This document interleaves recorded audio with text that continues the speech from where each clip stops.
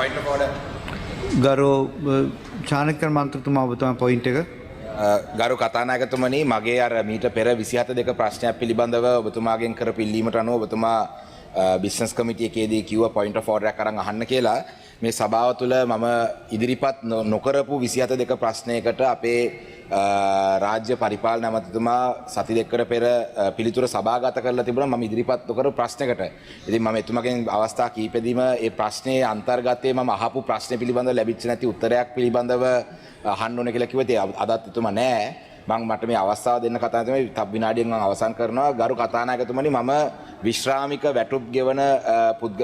වැටුප් පිළිබඳව ප්‍රශ්නයක් මේ සභාවේ මතු කර ඒකෙදි එතුමා සභාගත කරලා තිබ්බ පිළිතුර මම ඉදිරිපත් කරන්න නැතුව ඒකෙදි විශේෂයෙන්ම ගරු කතානායකතුමා මම ඉදිරිපත් කරපු කාරණේ මම ඍජුවම අහලා තිබ්බ ප්‍රශ්න තුනක්. එකක් තමයි withholding tax. ඒ කියන්නේ pensioners-ට withholding tax කපන එක නවත්තන්න. ඒ කියන්නේ දැනට මේ රටේ තියෙන ආර්ථික තත්ත්වයත් එක්ක withholding tax එක pensioners අර නැති කරලා ඊට පස්සේ ඒකට ක්‍රමවේදයක් හදන්න පුළුවන්ද කියන එක යෝජනාවක් සහ මම ඉල්ලීමක් ඉදිරිපත් කරලා තිබ්බා මේ පාර්ලිමේන්තුව තුළ.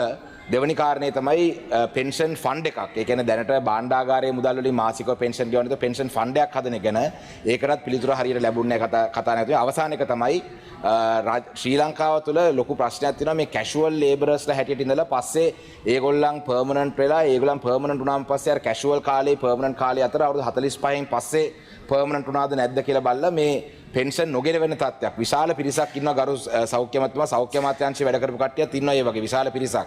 ඒ පිළිබඳව මේ රජයේ මැදිහත් වීමෙන් කමිටුවක් පත් කරලා කරන්න කියලා ඉල්ලීමක් කරා. මේ කාරණා පිළිබඳව පිළිතුරක් ලැබුණ නැහැ කතානායකතුමනි. මම ගරු ඇමතුමාට පිළිතුරක් ලබා දෙන්න කියලා ඉල්ලා සිටිනවා. බොහොම ස්තුතියි කාලය ලබා දීමට.